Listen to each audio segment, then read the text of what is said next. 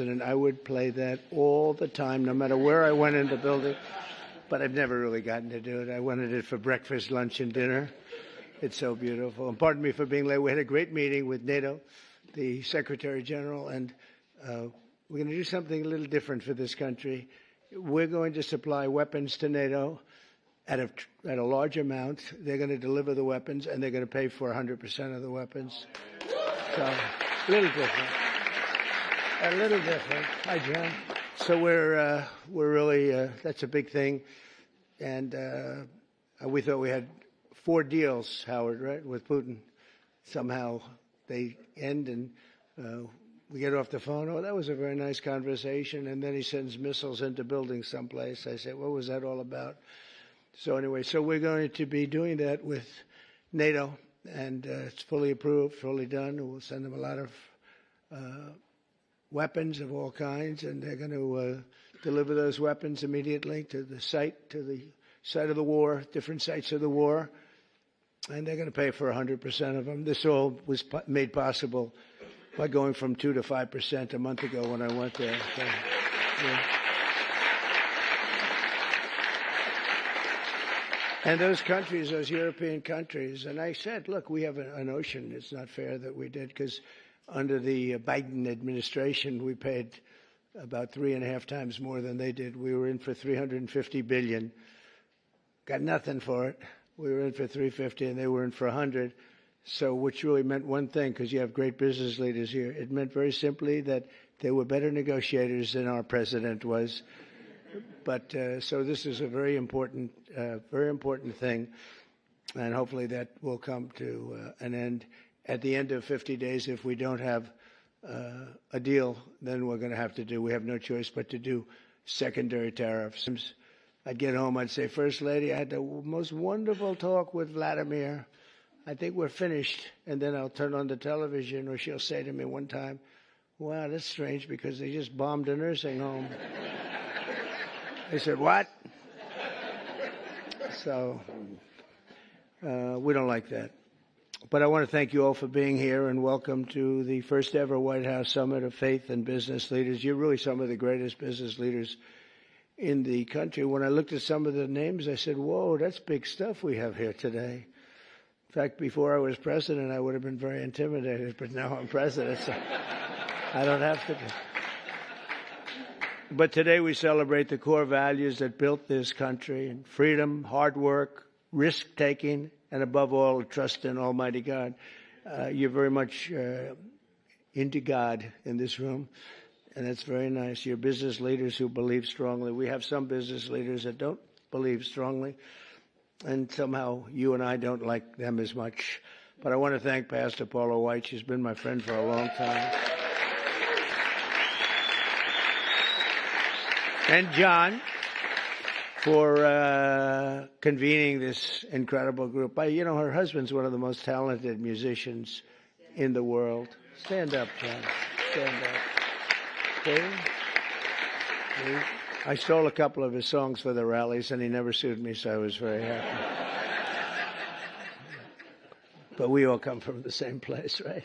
So it was great, and we appreciate it, John. Thanks as well to Treasury Secretary Scott Bessent, who's doing a fantastic job. He goes on television and he calms the market. I go on television, I rile the market, and I say, we better send him in there, Howard, right? And the market's become so calm and nice. So you're doing a good job, Scott. Thank you very much. You make any deals today? We got a lot of them, boy, I tell you, we have. But the best deal is just sending out the paper. They keep saying, well, he hasn't made the deal. Well, we made a number of deals, but why isn't he doing deals? Because the paper is better than any deal we can make. Do you understand? The people in this, Kevin, they asked you that question this morning. You were great this morning, but they said, well, when is he going to start making deals? The next time we could say, just, no, every time he sends out a document that you have to pay 35% or 25% or 50%. Or in one case, 100%. Those deals, you can't beat those deals, but we're still willing to talk. And literally every country wants to make a deal. We're in a good position. You would call it a position of strength. I don't talk that way because I'm a politician now, unfortunately. And I don't want to talk about strength. I just want to say we have to be treated fairly, because we were ripped off on trade and the military for, we protected other nations. Nobody paid us. Nobody did anything for us. Nobody helped us. And that's much different. NATO is a much different situation now. When I got in, I believe we were paying for 100% of NATO. And now they're paying, they went from 2%, but they were paying 1%. To 5% that they're paying. That's a big difference. It's about $1 trillion difference. And they're wealthy, for the most part, wealthy countries. And some of them they're among the most powerful, among the wealthiest countries in the world. So they're going to start paying, and they want to pay. And we had a great meeting about 1 month ago. That set the stage for what happened here. But it's very important. So I want to thank Scott for being here. I want to thank Commerce Secretary Howard Lutnick. You are doing a good job. Am I right when I say I really don't want deals? I just want the paper to get sent? Right? It's true. I don't know if this is on television. Yeah, it's always on television. SBA administrator and a great person, cabinet member, a friend of mine for a long time, Kelly Loeffler. Kelly, you're doing great. She's small business, right? She only does small business, but when you add it all up, it's the biggest bank in the world by a factor of about 10, right? She's doing a great job. And director of the White House Faith Office, Jenny Korn, who's also amazing. Thanks, Jenny. From the earliest days of our republic, the steady compass of faith has guided the strong hands of American workers, builders, and entrepreneurs like really no other. Our country was founded by pilgrims and believers, and every generation since, Americans of faith have built our communities and forged new industries and enriched our country by millions and millions of people and ways. John D. Rockefeller, J.C. Penney, Charles Goodyear, Truett Cathy, and frankly, we have people I could name right in this room sitting here that their names are every bit as big as that. They were inspired by their love of God, and now the proud tradition continues with all of you. And this group reminds us, as a nation that prays is a nation that prospers. And you see that. I think one of the reasons we went so bad is they really wanted to take God and religion out of your lives. And there was nobody to, look up to. There was just nobody. It was, we were freewheeling. And we can't freewheel. Now we have to bring religion back into the country, and we're starting to do that, I think, at a very high level, Paula, a very, very high level. You see churches are starting to fill up again. Under the Trump administration, America is prospering, and America is winning like never before. Our country is back. So I was in Qatar, Saudi Arabia, UAE, and then a month ago we were in Europe with all of the NATO countries, European countries, and plus Canada. And almost everyone said almost the exact same words. They said, 1 year ago, your country was dead. Terrible term, but that's what it is. Your country was dead. We thought it was finished. And now you've got the hottest country anywhere in the world. It's true. Is the hottest country. Did you see they found $25 billion of essentially profits last night? They said, where did it come from? It came from management, but it came from tariffs. And it came from, good business skill. And I've always made money. Now I'm making it for you people. I've had good days and bad days, but in good days and bad days, I always found a way to make money. And we have to do that for our country. But and we did 188 billion in Scott just now, 188 billion in tariffs, 188, and we haven't even started yet. That's only for cars and steel. We actually have barely started.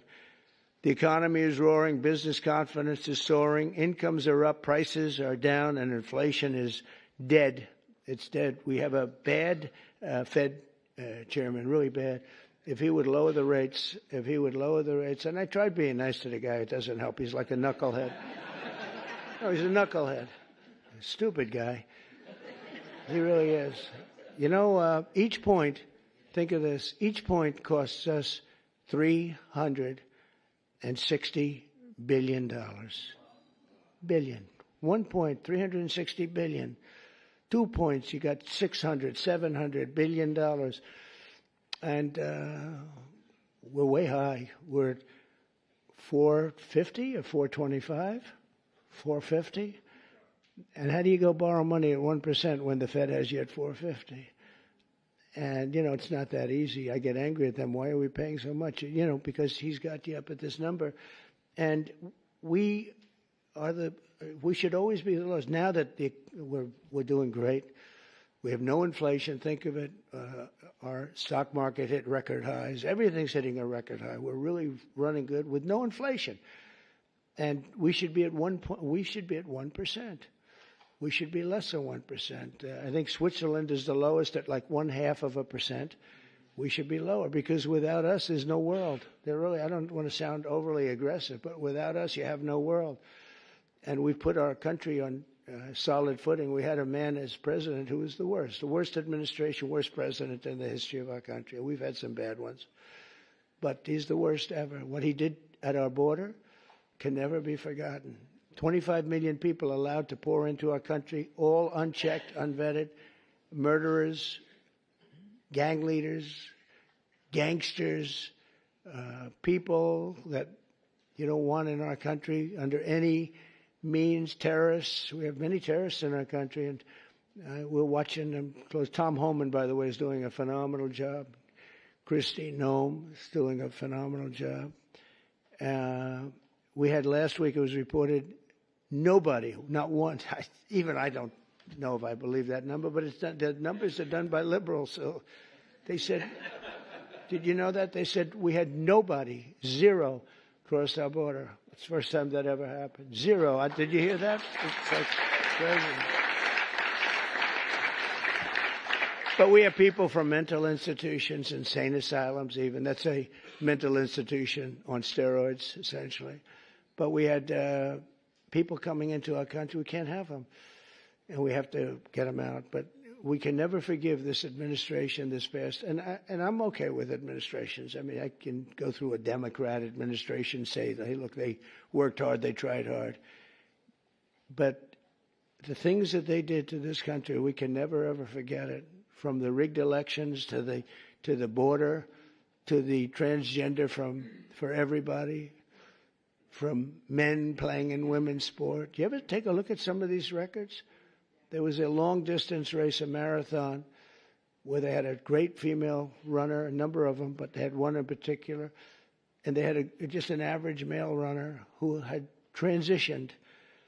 He won the race at the end of the day by 5 hours and 14 minutes. They waited for 5 hours. The weightlifting records are better, though. The weightlifting records are better. You know, where they took a record that hasn't been broken for 18 years. 18 years. And, you know, they'd add a quarter of an ounce on each side of the barbell. And they'd just a little tiny piece of stuff. She'd go up and she couldn't get it up.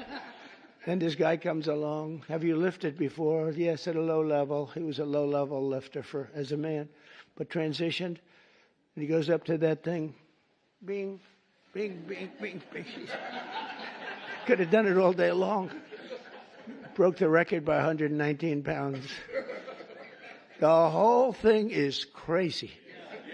The swimming records are pretty good, too. You got to see that. I told the story. You had this great group of young ladies, and they grew up with each other because, you know, they sort of swam at the top level. And they were swimming, and the one girl was seriously injured. She looked left, and she saw the same girl she grew up with, Kelly, in California. Same girls, you know, that young age, they sort of rise to the top. She looked to the right, she saw the same girls, but there was this giant standing right next to her. And he had transitioned. You probably heard this. He had transitioned. And she'd never seen her before. And when the race was started, he blew by her so fast that she suffered massive windburn. They had to take her. So.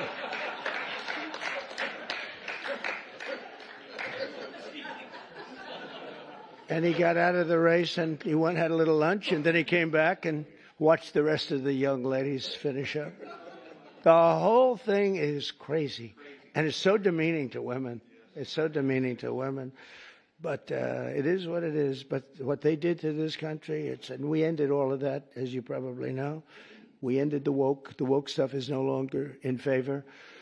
But we're doing fantastically. Wages for blue-collar workers have surged by the most in over 60 years. Gas prices have reached the lowest level in 5 decades. Actually, we're going to see some really good numbers. We're, drill, baby, drill. Drill, baby, drill. I got to make sure that people can afford to produce the gas. But the gas has gone to the lowest level in decades. And you're seeing $1.99, $1.98, and I saw $1.95 at certain states. Not California, because every time it goes down, they add taxes onto it. You're at $6, $7. They just add taxes. All they do is they keep adding taxes. Terrible governor, doesn't know what he's doing. He may be a candidate, but if you go by success, you can't have him be a candidate. And on Friday, it was announced that the United States Treasury ran a budget surplus. Is that true, Scott? In June, for the first time in many, many decades. Wow. I didn't know that. That's a good one, too. I'm going to have to put that in my repertoire, Scott. But the biggest victory of all came 10 days ago when I signed the one big, beautiful bill into law. Right? And just as I promised, we did something that was amazing. Everybody was against it. I wanted it. I know Scott and Howard liked the idea of it too, but it was very risky because they've never done anything like it in terms of the size. It's the biggest bill ever passed, of its kind ever passed, by far. And they were going to cut it into 2, 3, or even as many as 7 bills. And I said, the problem is that in the one big bill, everybody gets something. When you cut it into 7s, there are 4 or 5 of them, or 3 of them, right, Kevin, that you get nothing. All they're going to do is fight it. You'll never get them passed. And so we went with it. I was on a show called Deface the Nation. Have you heard of it? They're so bad. They're so bad. These people, they're so average. But I was on this show, Deface the Nation. Ladies and gentlemen, President Donald J. Trump on Deface the Nation. No, but they're all so bad. But we were on the show, and she said to me a question. She said, what would you call this bill? Would you want to have it called One Big Beautiful, or would you rather see it? I said, what I want is one great, big, beautiful bill. And Speaker Mike Johnson, John Thune, they were watching, and they said, what a great name for the bill. We actually ended up calling it that. We took the great out. I actually liked it even better. One great, big, beautiful. But they said, let's a little bit of a low key. But we got to pass. But we got to pass because there's something for everybody. And there are things that people don't like, but you need them for the country. You have to do some things that are great for the country, but they wouldn't necessarily get the votes. And we got the votes. Think of it, not one Democrat vote. All the goodies that we got, not one Democrat voted in either the Senate or the House. And we're talking about tax cuts and business. So many different things that are so good, right? Not one Democrat vote went with us, not one. So we had to get almost every. In the House, we got 218 to 2. Think of that, 218 to 2. Nobody could do that. It's never been done. And that says, and we have Rand Paul Jr., who's a guy we call him Rand Paul Jr. because he always votes no. A guy named Massey. Always votes no. We had another guy who I helped very, very strongly, helped him with a very personal situation, got him through it. And he voted no. I said, thank you very much. I appreciate it. And then we went to the Senate, and you had, of course, Rand Paul, who always votes no. They call him Just Say No. I think they think it's... No, I think I got him elected. I had to go to Kentucky twice to do rallies to get him elected twice. But they forget. A lot of politicians forget. And then we had a couple of others. Susan Collins, she's another one. Just say no. She always brutal. And we had some people. Tillis, I guess, was a no, right? He was a no. And They said he was brave. He said no to the president, but he resigned the following morning. So anyway, that was terrible, I thought. But we couldn't lose more than 3. We had 3 that said no. And so we won that 50 to 3. So it's pretty tough. And a senator came over to me and said, I can't believe you won the House. Great guy, this senator, Eric Schmidt, who's doing a great job. He said, I can't believe you won the House. I said, actually, so remember 218 to 2, we needed 3, so we could have lost 3. We actually only lost 2. I said, no, actually, the Senate was tougher than the House of the 2. That question is asked to me, who was tougher? I'd say the Senate was tougher, actually, amazingly. Shouldn't have been. We had a slightly bigger margin in the Senate proportionally, but it was brutal. It was, they said, sir, we have 12 hard no's. You know, a hard no is not recoverable, right? This was at 2:30 in the morning. Mike Johnson called up. It could be 20, but it's at least 12. So could you call them, sir? And I said, what time? I said, 2:30 in the morning. And we have to win, right? We can never give up. The people in this room, right? You never gave up. Mike's supporter right from day one, and her husband with a bad damn back, right? How's his back? Is he okay? Every time I see him, he's got a bad back, but he's got a lot of cash, so. A lot. He's got a lot of cash. But no, they're great people. Thank you very much. I do appreciate you. You were there right at the beginning, you know, always was there. But we have a situation where we call up these people at 2:30 in the morning, and I called up. I got along with them all great. I liked them, but they're tough. You know, they're congressmen. When you're a congressman for 20 years or you're a senator for years, you're smart and you're a survivor because you go through all sorts of hell. But I called up Congressman. I said, Jim, hi, Jim, how are you doing? He said, fine, sir. I said, family's good, yeah. He said, sir, you have my vote. I never said what I was calling about. I said, I do, thank you very much. But how do you know what I'm calling you about? Well, he said, sir, I've been your friend for 2.5 years. You've never called me during normal hours. So I assume that if you're calling me at 2:30 in the morning, you're not calling me to ask me how's the family doing. I said, yeah. So, pretty good. So I called up everyone. I think everyone with the exception of one had to speak a little bit. But I call up, sir, you have my vote. Thank you. Sir, you have my vote. Think of that.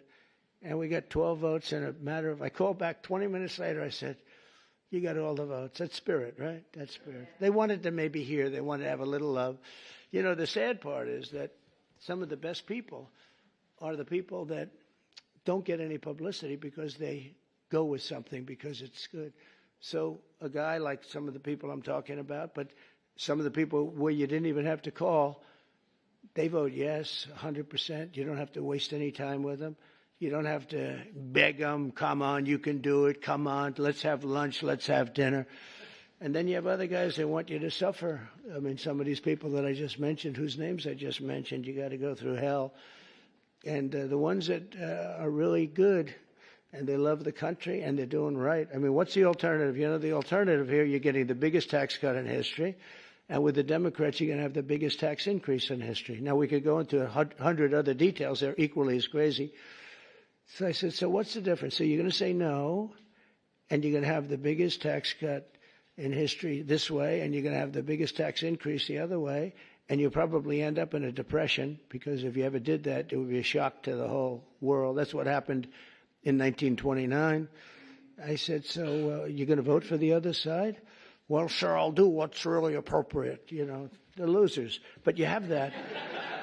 Really, they're grandstanders, you know. You have grandstanders, and you have them in every business. And the Democrat has far fewer. They're grandstanders, but, you know, the one thing about them, they have bad policy. They're evil people in many ways, but they stick together. You don't have it where you don't have, I don't want to use too many names, but you don't have a Mitt Romney in the midst who makes you suffer. You don't have some of the people that I mentioned who make it so hard. They make it so hard. And the alternative is one of two things. You can either get all these things and make the economy strong, or you're going to literally have perhaps a depression where you people so rich, so beautiful, so nice to look at will be totally busted. And let's see how long your wife stays with you. You're beautiful. She'll stay with you for about 3 weeks and she'll say, darling, I can't take it anymore. I can't take it anymore, darling. I'm leaving you. I said to one guy, he's a very, very unattractive man, but he's smart and he's rich. And I said, you better hope we get this thing passed because your wife will be gone within about 2 minutes. He said, you're right. But so we had a tremendous success, and it gives you the biggest tax cut in American history, the largest spending cut in American history, and the largest border security investment of all time. And again, we're doing great on the border. I almost say, why do we need it? We have such good numbers, but you need it. Ultimately, you're going to need it. I built hundreds of miles of border wall. Without that, you could have never had the results that we had. But to lift up the American family, we increased the child tax credit and made school permanent. We made it all permanent, the school choice. And we expanded school choice. And for every newborn child, we created what's called the Trump accounts. And this was Michael Dell. I don't know if Michael Dell's here, but Michael Dell, well, you tell him I mentioned his name because it's true. He would call me for 3-4 years. I didn't know Michael. I just know he's a great success story and a great guy. That's all he talked about was the account where you put $1,000 and as a baby is born, $1,000 into an account and you let it be invested by, I guess you pick out some good money determinant or fund or index. And I guess at a certain age, like when they're 30, goes earlier than that. But when they're 30, they're supposed to have like $75,000. That would have a huge impact on their lives. And it could even be more than that. So that passed. And, it's funny. That was one of the easiest things we had to get passed. Can you believe it? I thought so many people loved it. They actually call it the Trump accounts. And I didn't fight for that name, right? I didn't fight for that. I said, that's a very great honor. But Michael Dell was amazing. That's what he said he's going to invest billions of dollars doing it for children. He's going to put a lot of his money into it. But even more importantly than the economic success, we're restoring the spirit of our country. America is once again an optimistic nation. We were so down. It was depressing. We were so down. That's why I ran again. I got cheated. They rigged the election. But I said, if I didn't think I won, I would have never run. Because that's like a poll, right? You lose, you lose. It's worse than a poll. But I saw the lack of spirit in this country for 4 years. It was a dark, horrible place. And for people of religion who were arresting your pastors, they were arresting if you went to church and you had a service outside. And the reason outside, because you had the COVID. And you could go outside. They'd arrest everybody for even having the service. I'll tell you, religion took a big hit because of the way they treated all of us. And we now have a confident nation, an optimistic nation, and we have one nation under God, and we'll always keep that term.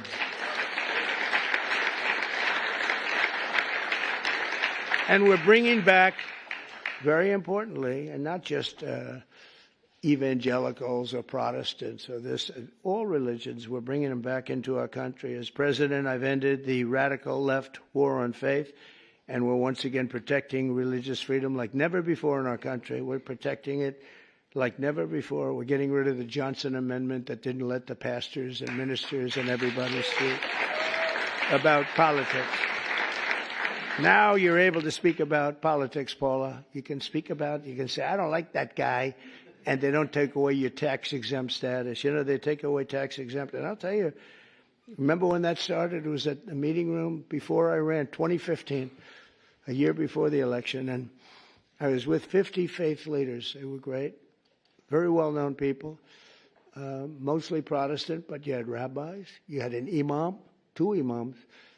And we were talking, and I said, I'd love to have your endorsement. And they looked at me like, what? I'd love to have your endorsement. We have such respect for you, and your control is really very powerful. And they looked at me. They didn't say anything. Do you remember that? And I said, what's wrong with these people? I didn't know about the Johnson Amendment. Don't forget, I never did this stuff before. It wasn't like I ran. I was on the other side. I was on the same side as you. You write contributions to people that you like. But I never ran, so I didn't know about the Johnson Amendment.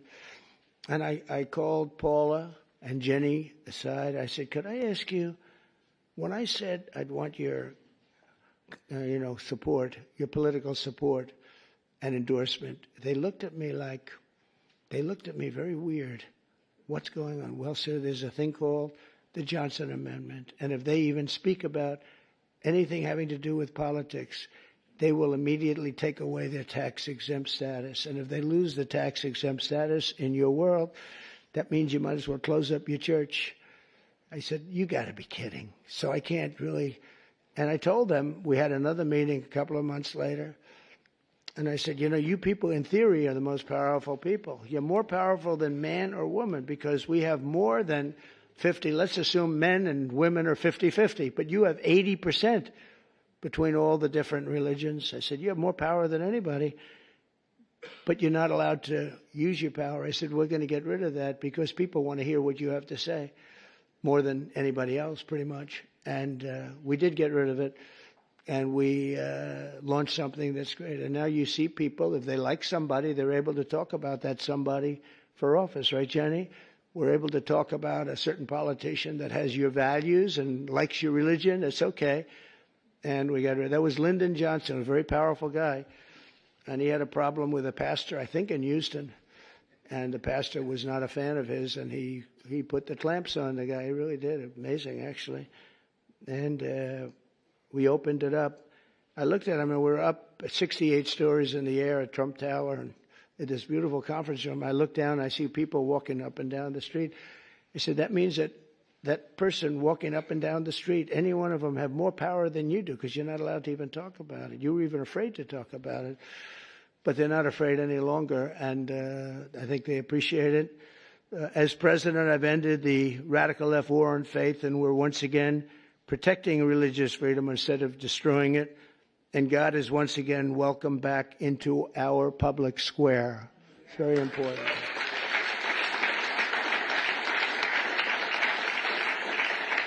And I stopped the Biden administration's persecutions of Christians and pro-life activists. They would put people in jail if they even uttered the word. And, well, look at me. I mean, look what happened to me. I was under investigation more than the late, great Alphonse Capone. Think of it. Al Capone would kill people for dinner. If he left the room and he didn't like them, he'd have them shot, killed, buried under a building someplace as part of the foundation of a building. They're all over the place.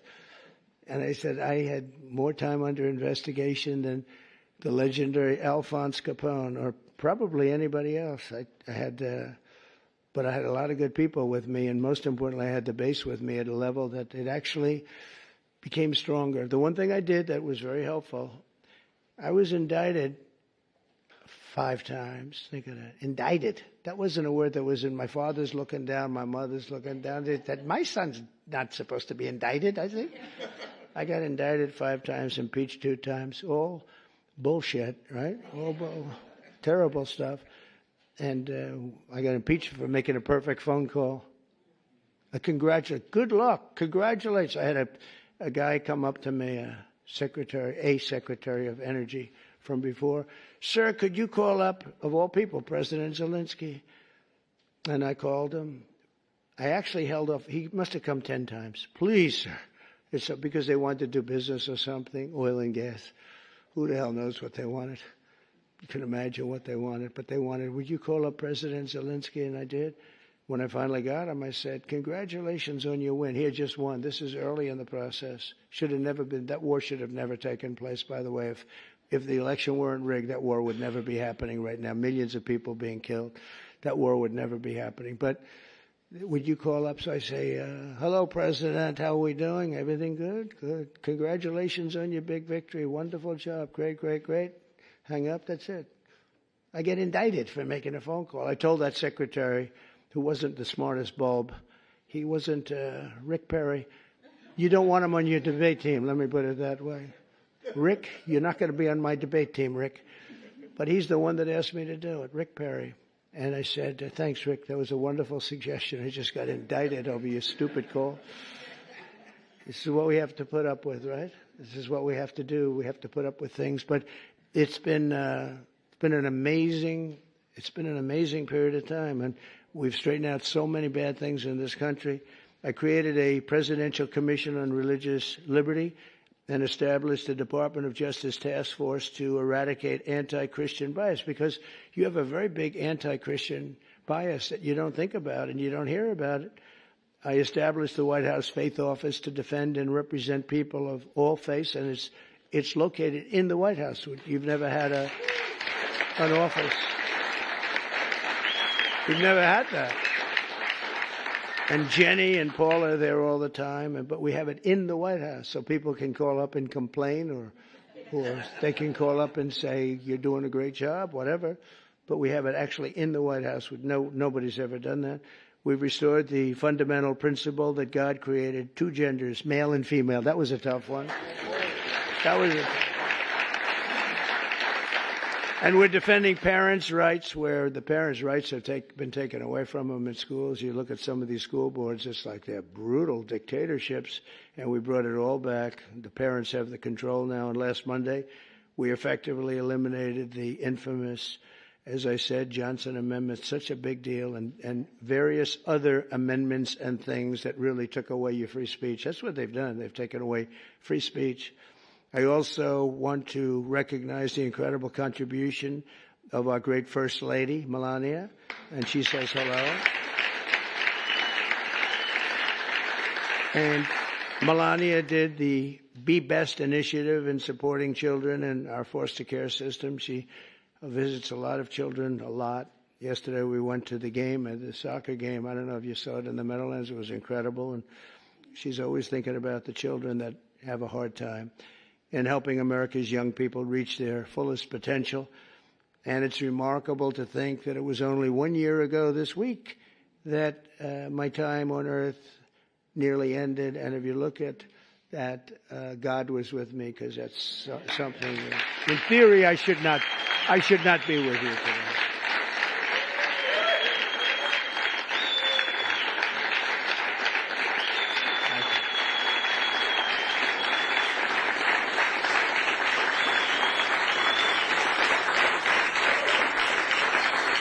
Well, I believe that, and I believe it, that my life was saved by God to really make America great again. I really believe that. I think I have a son. He's a great shooter, like a championship shooter.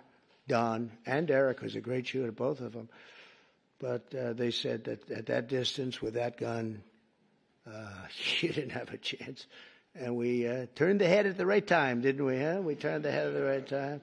So, I don't know, some people say it was lucky, and some people say something else. I say something else. I think God helped us.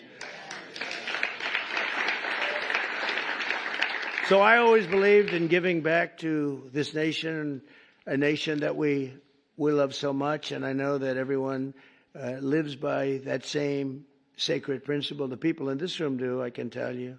I hate when I see complainers, people that complain and they don't do anything about it. Like, in many cases, the media, not all of the media. I must add something because we won in a landslide. Think of it, we won every swing state. We won by millions of votes. We won the popular vote. We won there's a district vote that's very interesting. It's where the whole map looks red for Republican, by the way. But the whole map came out, I think it was 2,750 to 505. Think of that. That's broken into little districts, little areas. We had an unbelievable election, and so I don't know, somebody said, how do you win without the press? But we have a hidden press, and the real hidden press and the hidden vote is the people and the word of mouth. Word of mouth is more important than the press, and they see what we do, and they see how we do it. I want to thank all of you and your great communities, and, it's a blessing to our country that you're here. And a blessing to our country that you become so successful and so great. And people look up to you, have no idea. You don't know. We take things for granted. You don't know. The people in this room are amazing. I even, looking at that list, I really said, that's something great. And you're all believers. I think, Paula, you wouldn't have invited people that were, not a lot of, is there an atheist in the room? Any atheists? I don't think so. I wouldn't want to raise my hand if I were. I'd be in big trouble. No, you invited all people that are outstanding in faith and success, and it's a very noble group. But it's because of the patriotism and goodwill of citizens like you that America remains strong and faithful and free. And together we're going to continue the fight for Judeo-Christian values of our founding fathers. We'll grow our economy. We'll defend our sovereignty. We'll protect our children. When you look at the job we did, I was just thinking because President Putin said it to me and other leaders said it to me. When they looked at those B-2s go in, and think of it, they flew for 37 hours straight. We had 52 tankers, the gasoline tankers, and they rode along with them at different aspects, and they refueled. And not a screw was broken, not a mark was on those planes. Every engine was perfect. When they landed, they were just as good as when they took off. Think of that, 37 hours and about 40 minutes through a very rough territory. And those machines worked incredibly well and literally not a problem. And when I honored the flyers, we did it last week, I also honored the mechanics, the people that took care of those machines. And I said it's equally important. And you compare that, same country, you compare that with what happened with Jimmy Carter. It was a sad situation. The helicopters were coming down and they were crashing and the men were all over the place trying to get the hell out of there. And it turned out to be a hostage situation and horrible thing. And probably it was one of the things that cost them the election, certainly. But when you think of that and you see this was, in terms of perfection, they think it was a perfect military. We sent the planes to Guam. Everybody thought we were flying to Guam. And they said, oh, they're going to Guam. Well, Guam's out of the way. At the same time, we had some others going a different direction. I watched horrible CNN. You know, you have to watch sometimes your opposition, and they are opposition. And I saw that they had basically the plans of when we're going in, when we would be entering Iranian oil airspace. And I said, you know, that's weird. And I called the general, Raisin Kane. He's fantastic. I said, General, and Pete Hegseth, I said, I'm watching newscasts where they're saying what time you're taking off tomorrow and what time we're going to be entering the very dangerous airspace, the worst air space anywhere there is, anywhere that in the world. I said, what do you think? Sir, we'll be fine. We blow them away, we'll be fine. Because, you know, they went those B-2s with 7, and they were surrounded by a lot of great planes. F-22s, the most beautiful plane ever built. The fighter jet, F-35s. Had a lot of different planes going with them. I said, but wouldn't a surprise be better? Yeah, it would be better. I said, well, then let me cancel it. And let's make it at a different time. So the day before, you know, I canceled it. I said, I'm canceling it. We'll do it sometime within the next 2, maybe 3 weeks, but I'm canceling it. And then I had a meeting and I said, I have an idea, because I got slightly big coverage, to put it mildly. So everyone knew it was being canceled. I said, let's leave at the exact same time we were supposed to leave, the following day. And we took off, and that's when the planes went out to Guam and this and that, and we took off. And that was the only time. And they said it. That was the only time they knew we wouldn't be coming in. It was the exact same time that I came. I said, let's do something. And they flew in, and they were stealth, incredible planes. They were stealth. And they hit every bomb, hit their mark. Every single bomb hit the mark. It was unbelievable how they did it. And then they said, skedaddle. Skedaddle means get the hell out of there. They had to get out of that airspace.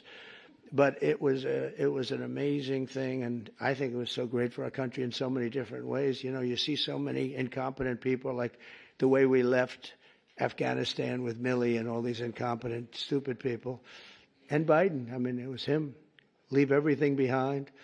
We'll leave jets behind. I said to Milley, I said, so you mean to tell me, because I was going to leave. We would have left earlier than them, but we were going to leave with dignity and strength. I said to Milley, you mean you want to leave a jet fighter behind? Sure, it's cheaper if we do that. I said, wait a minute, give me a tank of gas and I'll fly it to Pakistan, or I'll fly it to someplace, or I'll fly it back home. Why is it cheaper? Oh, it's just cheaper. That's when I realized the guy was grossly incompetent, okay? He's telling me it's cheaper to leave a plane than it is that the planes cost $150 million apiece. Let's leave it, sir. It's just great. And they did. They left all, I was taking everything, but they left it behind. But when you look at what happened and compare that to what we have now, we have a real great machine. I rebuilt the military in my first term, and we left some of it to Afghanistan and the Taliban, and they have their parades. I hate those parades. Every year they have a parade wheeling down our equipment on some very unattractive street. That's, their Fifth Avenue. They show our equipment going down. It's getting older and older, but I hate to see it. But we're going to be working together to protect our children, and with the grace of God and the blessing of providence, we will lead our country to heights that it's never seen before. I think we're going to be more successful in many ways, but I think we're going to be more successful than we've ever been. And I do think this, if we didn't catch it, if we would have lost this election, our country was finished. I think we were run by incompetent people. We were run by an auto pen that nobody knows who used it. I think it's one of the biggest scandals in the history of our country. We were run by an auto pen. Nobody has any idea who used it, including Biden. He doesn't know. Saw that interview yesterday. He knew nothing. So it's a very terrible. We're against an evil group of people, and they're very smart. Very smart. He's not, but they are. They took over the Oval Office. They actually took over the Oval Office. We can never let a thing like that happen again. So, Paul, I want to thank you very much, and I want to thank Jenny, and most importantly, I want to thank the people in this room. You really are incredible people, an inspiration to our country.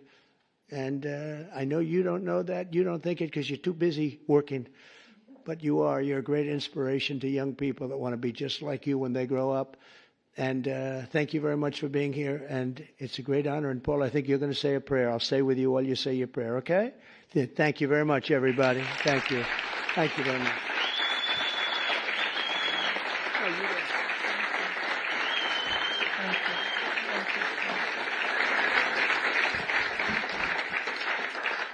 Thank you so much, Mr. President. You guys may be seated for just a moment. And he is our greatest champion of faith of any president that the United States of America has ever had. We are deeply grateful for that. We are very honored that you are all here with us at the White House, and where faith is not sidelined, but has a seat at the table. And as we gather today as leaders of industry, of vision, of faith, I believe that today is going to be very enlightened. And I'm so overwhelmed. We're getting ready to worship and pray, and to just think that prayer, worship, and doing good works is welcome back into the White House.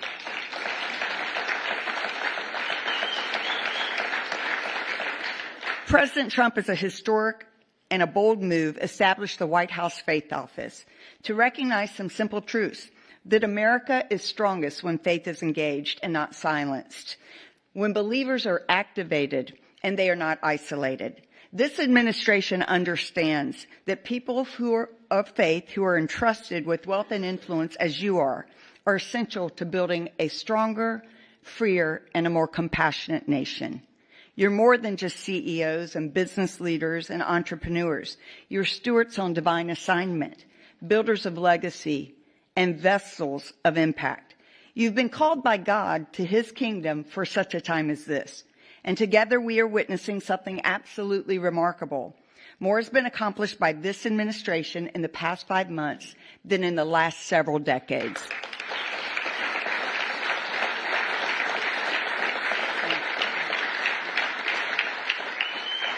And that is due to the leadership of President Trump, his administration, and the great team he has assembled.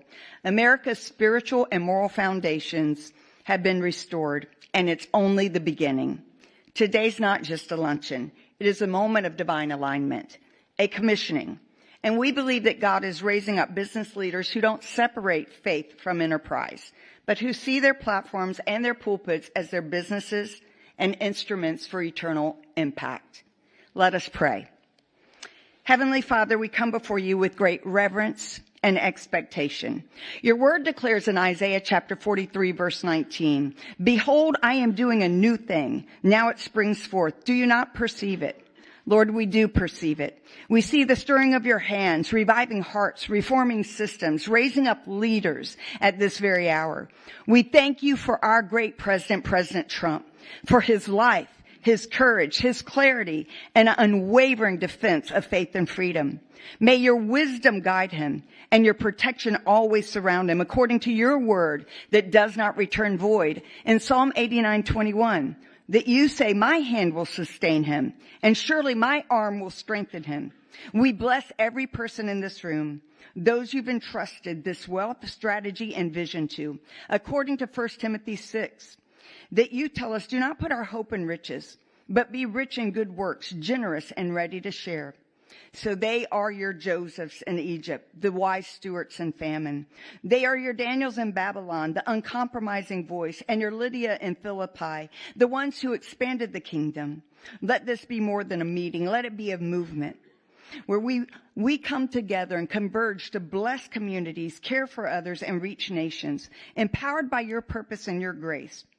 Unite us with the common cause to use our time and talent for thy kingdom come, thy will be done in the earth as it is in heaven. In the mighty, matchless name of Jesus, we pray these things and come in agreement.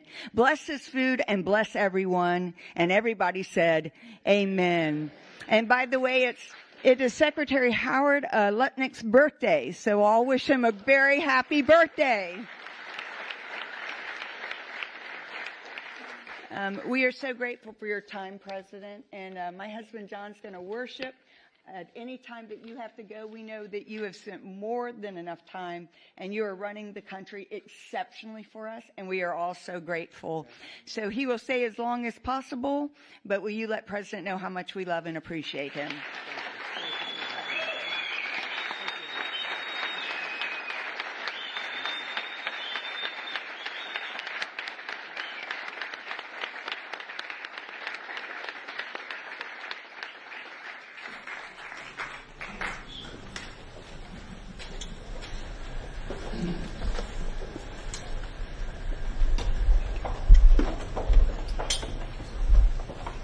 I'm going to ask you to remain standing and just feel free to worship. We'll shorten it just a little bit and get all the great secretaries and everyone up. Thank you so much.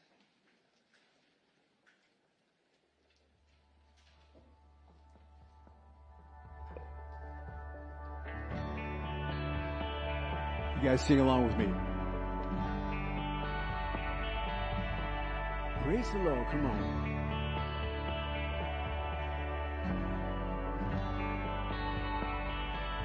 Oh Lord my God, when I in